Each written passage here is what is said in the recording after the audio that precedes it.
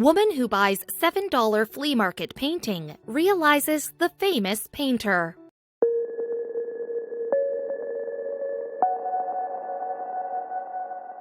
Ah, the thrill of the thrift. There's nothing like going to your local flea market to see what kind of gold they're hiding. Many times these treasures are chipped Santa figurines or a half-used tube of lotion. This has happened, but you never know what's hiding in the shelves or what's inside of a $7 box at a flea market. In Virginia, Martha Fuqua was just happy to find this innocuous-looking box that contained a Paul Bunyan doll, a plastic cow, and a small painting.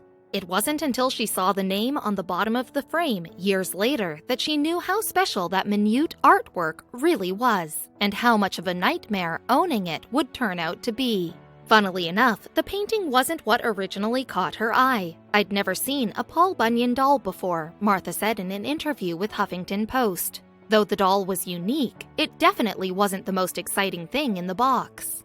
Martha looked at the painting below and decided to keep the art for its frame. She stuffed it in a white plastic trash bag, and for a year and a half, she moved the bagged painting from one place to the next in her home. When she finally decided to get the pesky picture from the frame, her mom, who was a former art teacher and painter, encouraged Martha to get the painting appraised by an art specialist. The frame, she said, had a pretty famous name on it. On the front of the image, there was a plaque that read Renoir, as in French Impressionist Pierre-Auguste Renoir. Martha took her mom's advice and sought out the opinion of Anne Norton Craner, an expert at the Potomac Company auction house in Virginia. She took it out of her plastic bag, and it really looked like the real thing, Anne said. There was beautiful light. It looked like a painting from 1879. When Anne examined the painting, there was a label on the back. Anne used the label to search through Renoir's catalog of comprehensive works and got a hit. This is when Anne was almost certain the painting was the real deal, a Pierre-Auguste Renoir original. Still, she needed more evidence. See, Anne suspected the painting Martha found and placed in a trash bag was Renoir's Paysage Bords de Seine, or Landscape on the Banks of the Seine. While Renoir and his mistress, Lisa Trehot, were enjoying a meal along the Seine River, Renoir took his linen napkin and painted the beautiful picture for her.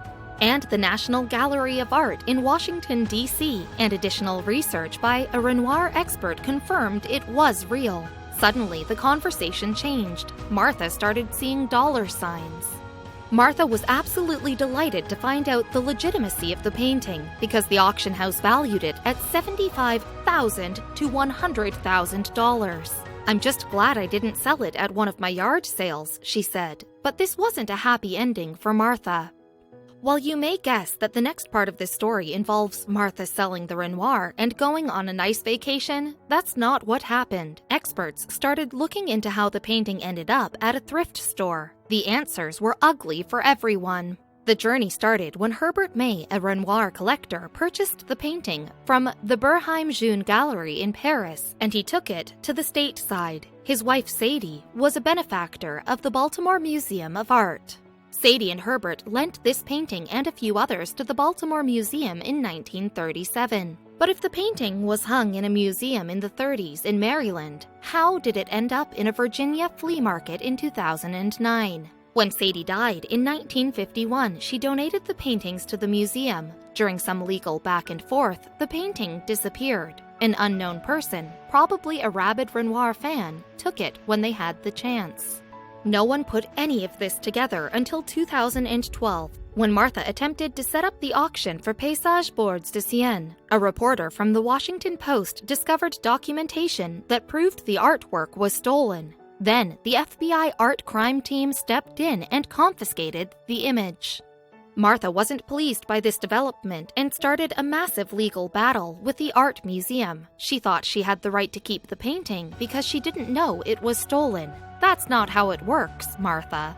Judge Leonie Brinkema, sketched below, quickly dismissed the claim. The museum has put forth an extensive amount of documentary evidence that the painting was stolen. Brinkema said in her ruling, under the law, the person who purchased a stolen museum item is not the rightful owner. All the evidence is on the Baltimore Museum's side. You still have no evidence. No evidence that this wasn't stolen, the judge told Martha's legal team. And even if Martha could have kept the painting, it had a much lower price tag according to the FBI. The FBI appraiser valued Paysage at $22,000 instead. The piece needed some restoration work, and most art collectors weren't currently interested in Renoir because they considered his style to be old-fashioned.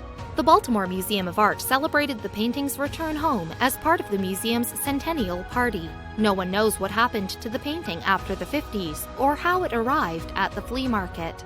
The moral of the story is you can't own something that was already stolen. Also, finding a famous painting in a flea market comes with baggage. Other painting thrifters were open to sharing their experiences with Martha. A prior theft isn't the only pitfall.